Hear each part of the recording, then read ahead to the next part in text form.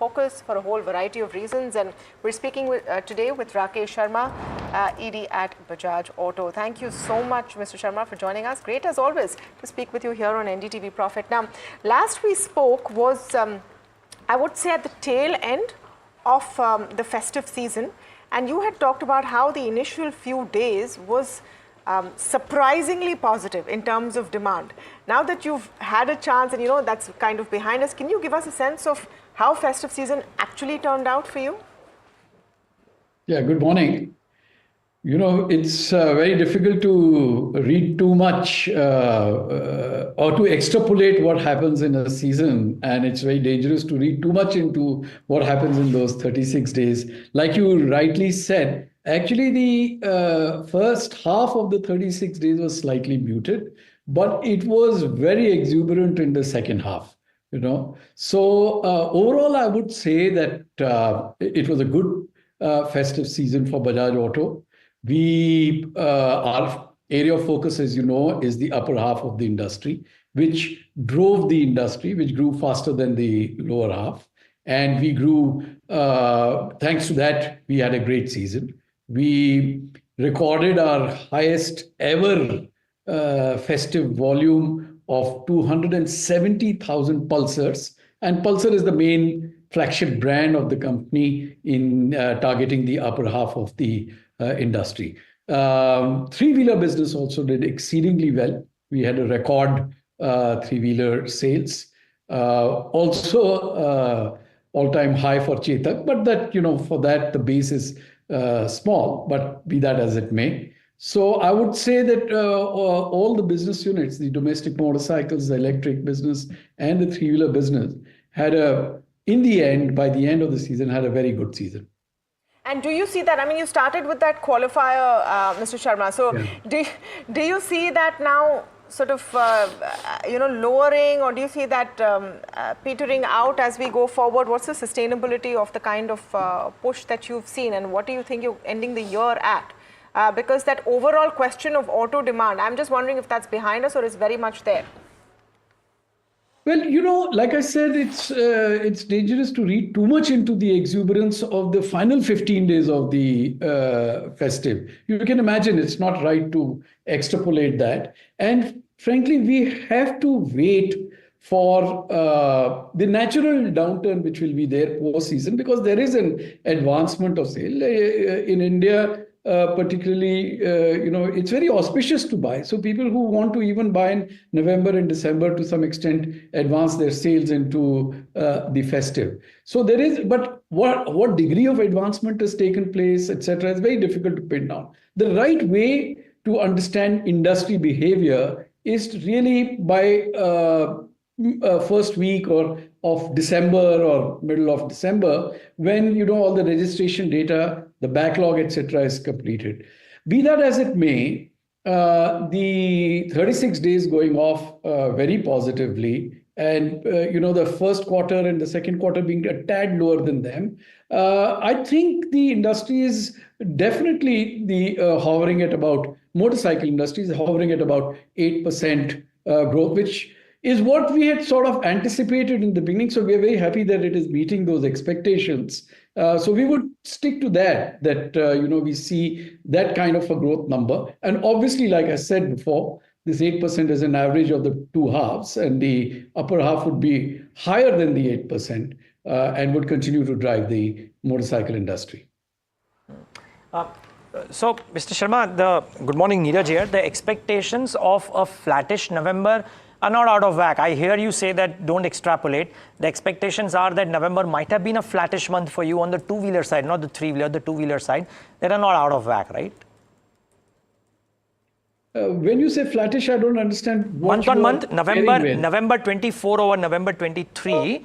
It's an erroneous comparison. It's a flawed because of the festive month. But see, this is a superfluous discussion, because Diwali last year was in November. Fair call. I don't understand what we are trying to drive out of that. No.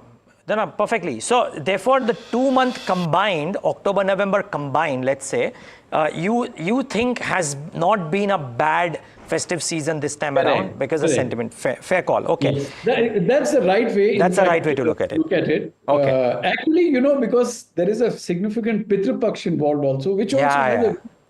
So we actually internally also we compare September, October, and November. Fair call. And November data you get by, let's say, first week of December. So that is the right way for us to, at least within the company, for us to understand what the industry behavior Point is. well noted.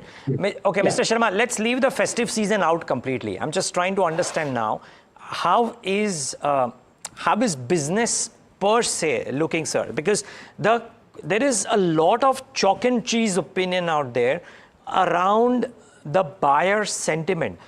Split it into urban, rural, split it into whether it is modern tech gadget equipment versus non-gadget, split it into staples. But there's a lot of chalk and cheese opinion. I would want to understand, how do you feel about business as of now? Post-festive season, let's say going into the next 4 or 5 months, whatever little you can crystal ball gaze. Yeah, sure. So that's what I was saying, that we started the year with an expectation of about 6 to 8% growth in the motorcycle industry. And it started off slowly in quarter one, quarter two, but picked up, and particularly picked up very well in the festive. I think the next few months, we should be looking at, for the industry, a growth of about 8% or so. Now, it could lie between 6 to 10%. So I'm saying about 8%, which according to us is a very healthy growth, particularly if you break down that growth between the, the higher end of the industry, which is the 125cc plus, which is going to be in double digits, and which is healthy because, that's where you get better revenue and better margin. So that's a very good sign.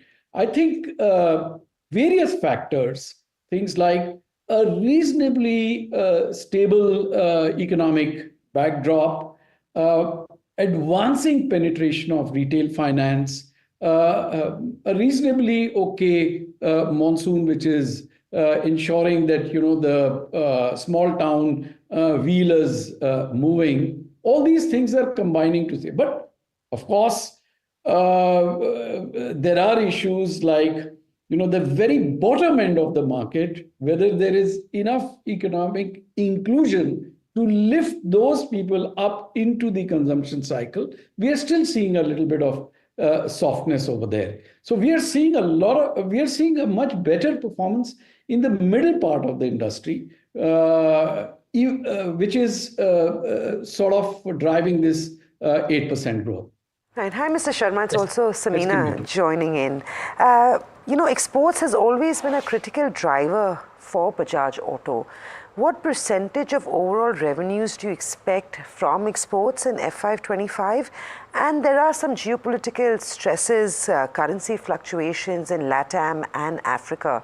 How do you feel about that space? Where do we see that going in terms of contribution for the second half of FY25? Well, our year-to-date growth in exports over, same period, which is April to October, is about 9%. This is actually driven by LATAM and parts of ASEAN. Like I've been saying, that every month and every quarter is an improvement over the previous one, because the situation in Africa is improving. LATAM has been doing very well, so I'm not sure what you mean by geopolitical tensions in LATAM. We are not reading any of those tensions in LATAM. South Asia is also recovering, and ASEAN, particularly for us, Philippines is an important market. It has done very well. So when you put all this together, we are getting at about 9% growth. We feel that quarter 3 was better than quarter 2 by about 10%. We feel that quarter 4 should also be better than quarter 3 by about 10%. So step-by-step growth. Having said that, I would still say that even though Africa and countries like Nigeria, which is very, very big in Africa, have been showing month-on-month improvement, because of the macroeconomic conditions, the volatility in the currency, the situation remains fragile.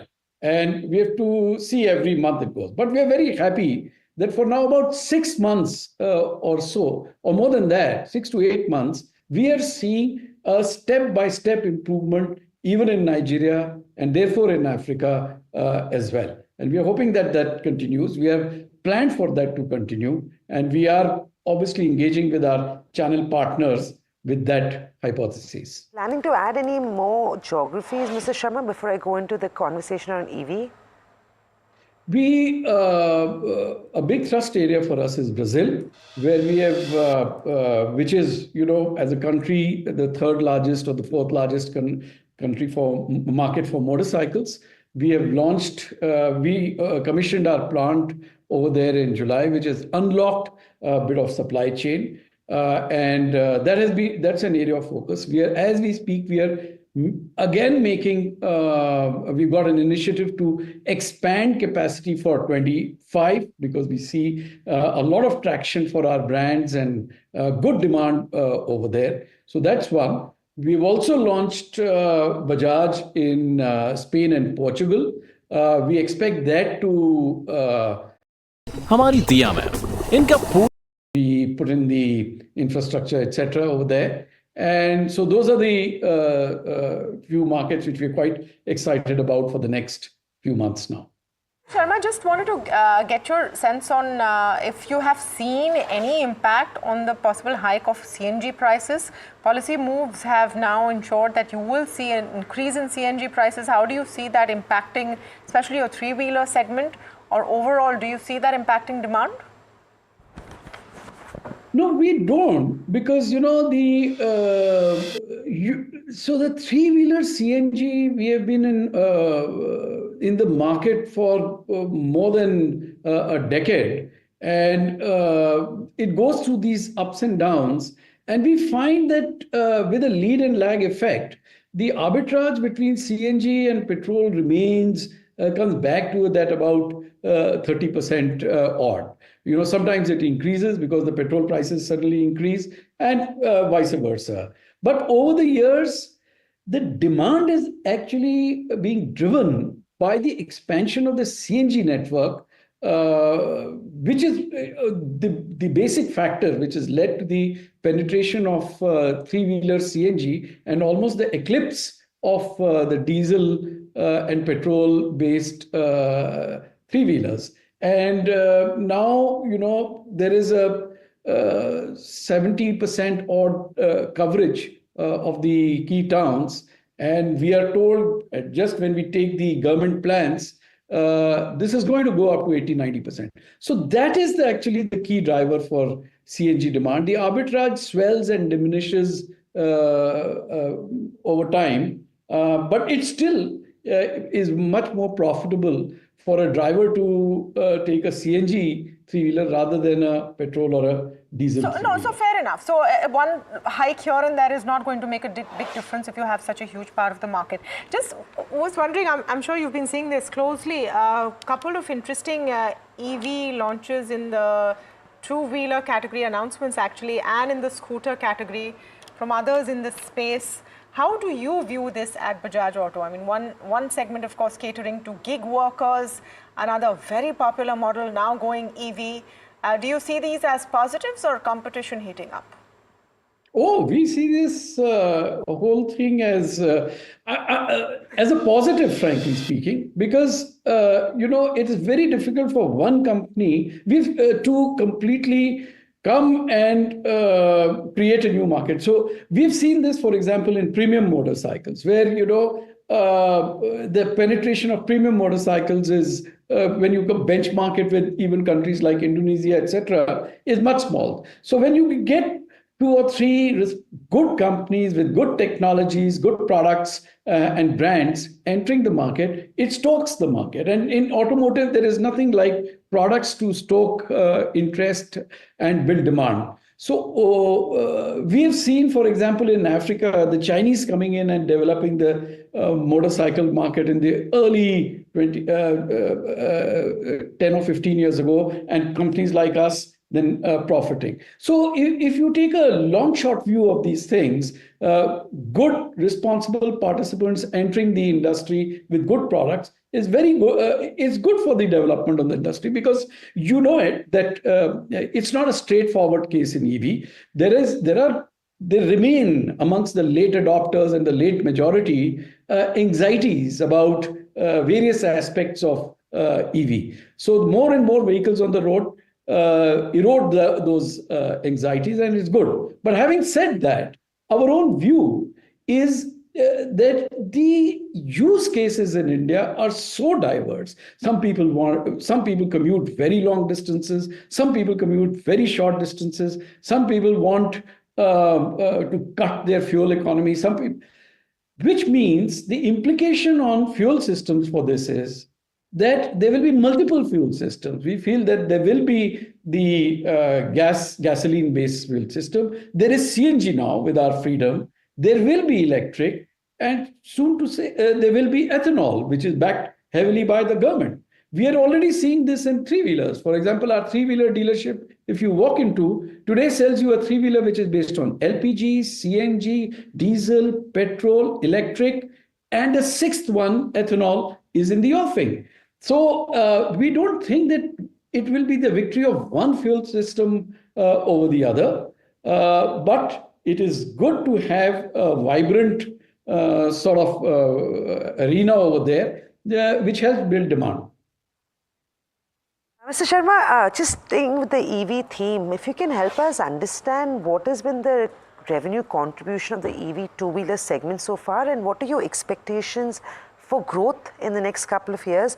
And please correct me if I'm wrong, but what we understand is that there has been an increase in battery and component charges, or cost rather. So in cost, raw material, sort of cost inflation. How much margin pressure are you seeing in the EV segment, and how are you looking to negate that?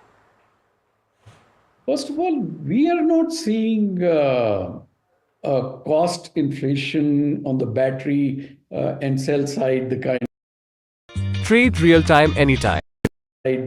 and supply chain development, product development. We are actually seeing better margins in our EV segment as we go forth. So that's slightly different. The EV two-wheelers has been growing at about 36%, between 30 and 40%. And I think there is enough now interest and traction, and there's enough sort of enough customers out there to maintain that kind of a growth of about 30% going forward. So that's what we are sort of going to be basing our own plans on.